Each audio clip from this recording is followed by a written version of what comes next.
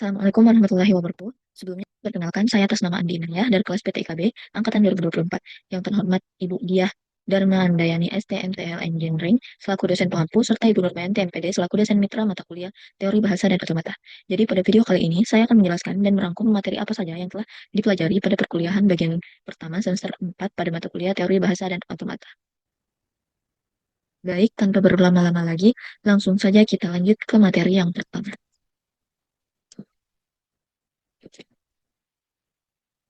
Jadi, materi tidak langsung dimulai dengan definisi. Materi diawali dengan penjelasan tentang tingkatan bahasa pemrograman yang terdiri dari 3 tingkatan utama, yakni bahasa tingkat rendah seperti bahasa mesin yang hanya memahami binar 0 dan 1. Bahasa tingkat menengah seperti bahasa assembly dengan perintah sederhana, dan bahasa tingkat tinggi seperti bahasa C++ atau Java yang menyerupai bahasa manusia, yang dimana mesin itu hanya memahami bahasa tingkat rendah. Oleh karena itu, diperlukan penerjemah atau compiler untuk mengubah bahasa tingkat tinggi yang digunakan programmer menjadi bahasa mesin agar komputer bisa memahaminya, sehingga disinilah itu teori bahasa dan otomata berperan penting dalam proses kompilasi ini. Ya. Bagian definisi. Adapun definisi dari teori bahasa dan otomata adalah sebagai sebuah bidang studi yang mempelajari bahasa formal sebagai kumpulan string serta mesin abstrak atau otomata yang digunakan untuk mengenali dan memproses kumpulan string tersebut. Nah, selanjutnya kita masuk ke dalam konsep TBO. Sebelum kita mengenal lebih lanjut mengenai apa itu teori bahasa dan otomata, alangkah baiknya jika kita mengetahui konsep dalam TBO terlebih dahulu, yang dimana terdiri dari 3 poin utama, yakni simbol, string, dan bahasa. Yang dimana simbol didefinisikan sebagai satu entitas abstrak yang tidak didefinisikan secara formal, akan tetapi diwujudkan dalam bentuk tertentu yang kita sepakati terlebih dahulu. Contohnya angka 1 yang dapat dilihat pada PPT tersebut. Contohnya angka 1 atau huruf A adalah simbol, yang dimana ketika kita menulis satu atau A, itu adalah wujud atau bentuk yang kita sepakati untuk merepresentasikan konsep abstrak satu atau huruf A itu sendiri. Selanjutnya ada string, yang dimana string atau yang biasa juga disebut dengan kata atau untai adalah suatu deretan berhingga dari simbol-simbol. Contohnya, jika kita memiliki simbol-simbol seperti A dan B, maka yang dapat dilihat pada PPT yakni AABAB adalah sebuah string, yang dimana itu adalah kumpulan dari simbol-simbol, yang dimana string ini merupakan deretan dari simbol A, B, A, dan B yang digabungkan. Panjang string AABAB adalah 5 karena terdiri dari 5 simbol, yang dimana ada juga dalam string itu ada juga yang dinamakan dengan string kosong yang dilambangkan dengan epsilon pada PPT tersebut, yang berarti tidak ada simbol di dalamnya sama sekali. Selanjutnya adalah bahasa, yang dimana bahasa adalah suatu sistem yang meliputi pengekspresian gagasan, kumpulan simbol, dan aturan manipulasinya, serta merupakan himpunan atau kumpulan string dari simbol-simbol. Intinya, bahasa adalah rangkaian simbol-simbol yang memiliki makna. Contohnya itu dalam teori bahasa dan otomata, bahasa itu bisa diibaratkan sebagai kumpulan semua string yang valid atau yang diterima oleh sebuah mesin berdasarkan aturan-aturan tertentu. Contohnya di sini, apabila syaratnya itu diawali dari 0, dan apabila syaratnya itu semua string itu harus diawali dengan 0 dan diakhiri dengan 1, maka semua string yang memenuhi pola tersebut akan menjadi bagian dari bahasa tersebut. Contohnya di sini 001 yang diawali dengan 0 dan diakhiri dengan 1. Begitupun di bawahnya 0101. Nah, pada pertemuan pertama juga itu diberikan gambar atau contoh dari mesin otomatis sederhana, yang dimana mesin ini itu digambarkan melalui diagram dengan beberapa komponen utama, yaitu state lingkaran yang berbentuknya itu seperti lingkaran, initial state yang merupakan state awal yang ditandai dengan tanda panah. Ada juga final state yang di mana final state adalah state akhir yang ditandai dengan lingkaran ganda. Ada juga simbol input yang dimana yang berarti ini merupakan inputan atau karakter yang bisanya diterima, dan perpindahan state atau transisi antar state berdasarkan simbol input yang dibaca. Contoh inilah yang membantu kita untuk memvisualisasikan bagaimana sebuah mesin abstrak bekerja dalam mengenali bahasa. Selain itu, sebelum itu harus dipahami terlebih dahulu bentuk-bentuknya ini. Yang dimana yang ini tadi itu merupakan ini semua adalah state-nya. Yang ini adalah initial state, dan yang mempunyai 2 lingkaran di dalamnya adalah final state. Yang ini adalah inputannya. Selanjutnya, selain itu dijelaskan juga kapan sebuah string itu diterima maupun ditolak dalam sistem atau mesin otomata, yang dimana sebuah string diterima jika semua inputnya itu berakhir atau berakhir pada salah satu final state mesin. Begitupun sebaliknya, string itu ditolak apabila tidak berakhir pada final state. Nah, pembacaan string itu selalu dimulai dari initial state dan berpindah antar state berdasarkan simbol input yang dibaca, seperti yang dicontohkan dengan yang ADA atau diterima itu, karena kita mulai dari Kinol yang merupakan initial state, Nah, dia itu diberikan input A, maka dia pindah ke Q1. Diberikan input B, dia itu pindah ke Q2. Dan diberikan input A, dia akan pindah ke Q3. Yang dimana Q3 itu lambangnya adalah dua lingkaran. Yang berarti jika lingkarannya ganda itu yang berarti dia itu adalah final state. Sehingga ADA ini diterima. Begitupun dengan ADO, yang dimana diberikan input A, D, dan diberikan input U. Jika diberikan input U, maka dia mengarah ke Q4, yang juga merupakan final state karena mempunyai dua lingkaran ganda.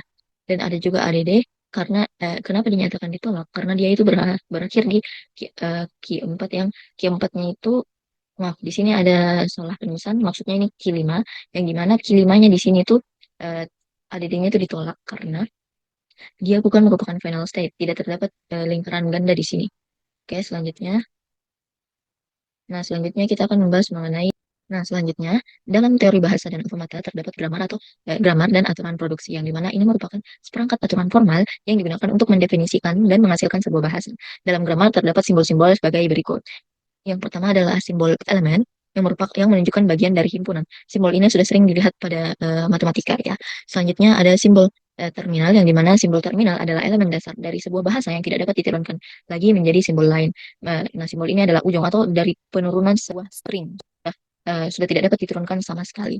Yang dimana simbol terminal itu seperti huruf seperti huruf alfabet kecil, misalnya A kecil, B kecil. Selanjutnya ada VN atau non terminal, yang dimana simbol ini tuh berbeda dengan terminal. Simbol non terminal ini adalah simbol yang masih bisa diturunkan atau diperluas lagi menjadi simbol terminal atau non terminal lainnya. Yang dimana simbol ini tuh nilainya bisa berubah atau diturunkan. Contoh dari huruf contohnya dari simbol non terminal ini adalah huruf kapital atau huruf alfabet besar seperti huruf kapital A, kapital B. Dalam aturan produksi, alfa adalah bagian yang berada di ruas kiri dari tanda panah yang akan menghasilkan atau menurunkan beta di bawahnya nih. Beta yang merupakan ruas kanannya. Yang dimana beta itu adalah bagian dari ruas kanan tanda panah dalam sebuah aturan produksi, yang dimana beta ini adalah hasil dari penurunan alfa. Baik alfa maupun beta bisa berupa simbol terminal atau non-terminal, tergantung pada tingkatan tata bahasanya. Nah, selanjutnya kita masuk ke tipe-tipe grammar menurut hierarki Chomsky, yang mengklasifikasikan tata bahasa itu menjadi 4 tingkatan berdasarkan aturan produksi, yakni ada tipe 0, tipe 1, tipe 2, sampai tipe 3. Yang dimana tipe 0-nya itu adalah unrestricted grammar atau bisa disingkat dengan UG. Di mana tipe grammar ini syaratnya itu sisi kirinya atau alfanya itu boleh terminal maupun non-terminal, dengan catatan setidaknya ada satu yang non-terminal atau satu VN. Nah, sedangkan sisi B atau betanya, sisi kirinya itu bisa non-terminal maupun terminal, tidak ada aturan khususnya. Dan kembali lagi yang bagian sisi kirinya tadi itu yang alfanya itu tidak boleh kosong, atau intinya tidak boleh epsilon atau tidak boleh kosong. Contohnya itu seperti ini, ya.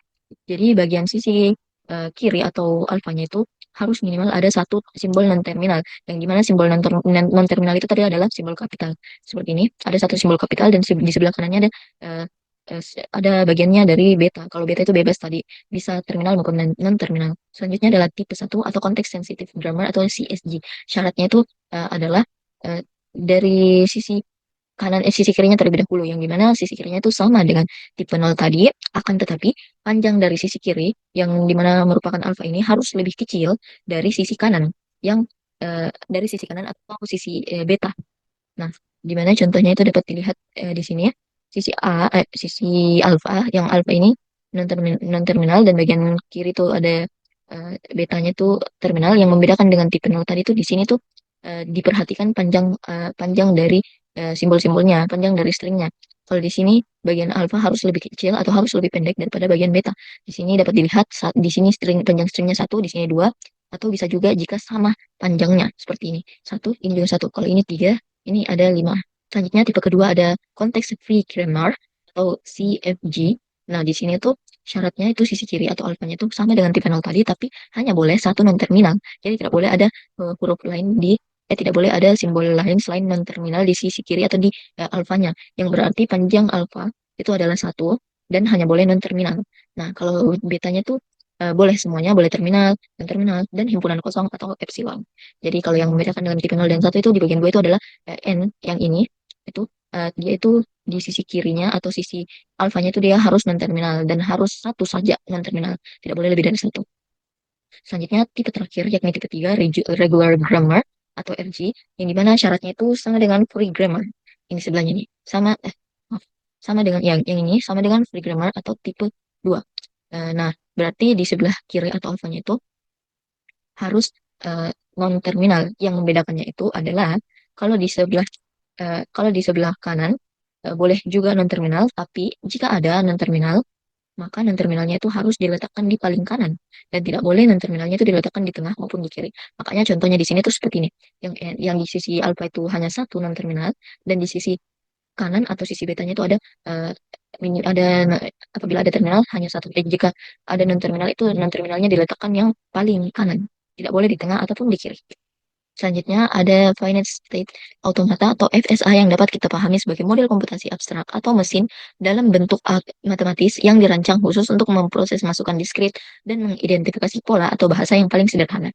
Jadi FSA itu bukan mesin fisik, melainkan representasi logis melalui diagram atau simbol yang sering disebut graf transisi, yang dimana fungsi utamanya adalah untuk menentukan apakah suatu rangkaian input atau bahasa diterima atau ditolak oleh sistem berdasarkan aturan transisi yang telah ditetapkan dan biasanya digunakan dalam aplikasi seperti analisis teleprogram hingga protokol jaringan komunikasi. Di dalam FSA itu eh, biasanya untuk mendefinisikan FSA secara lengkap dan tidak ambigu, kita menggunakan 5 elemen formal atau tuple yang ditulis seperti ini, yakni M, yang dimana setiap elemennya ini merinci aspek krusial dari cara kerja FSA.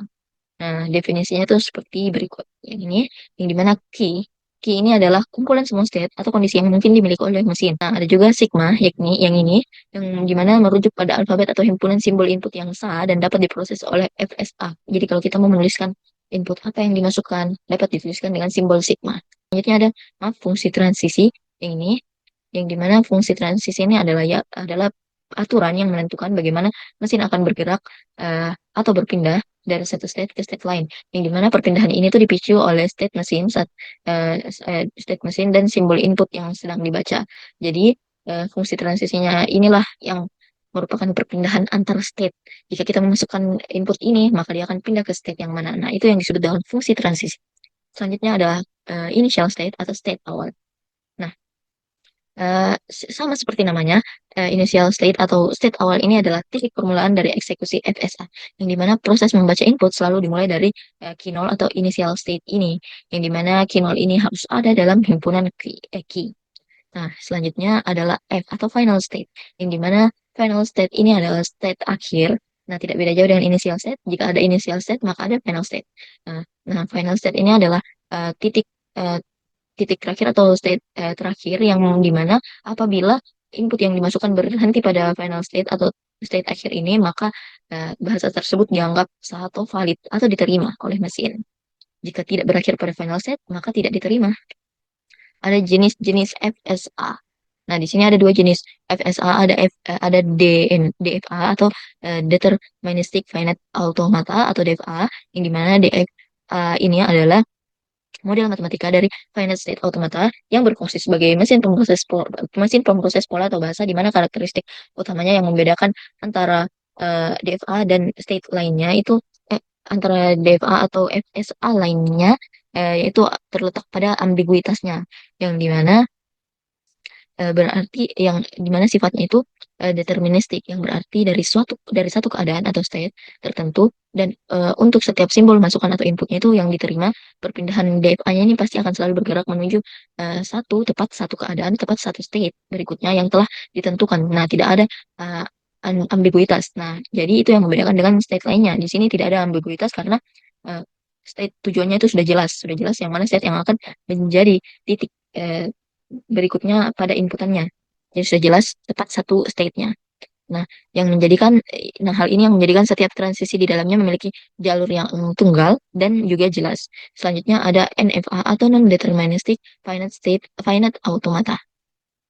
Nah, NFA inilah yang dimana bedanya NFA ini dengan DFA juga terletak pada ambiguitasnya. Jadi Kalau NFA itu adalah jenis finite state automata yang memperkenalkan konsep ambiguitas atau ketidakpastian dalam transisi state-nya. Berbeda dengan deterministic finite state automata atau DFA yang selalu memiliki jalur tunggal yang jelas.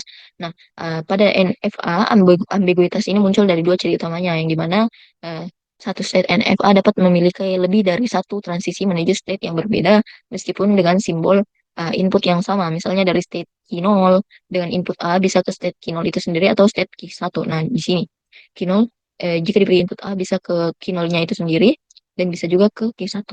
Makanya disebut ambiguitas karena eh, tujuannya itu lebih dari satu atau bisa saja ke Q0 atau Q1.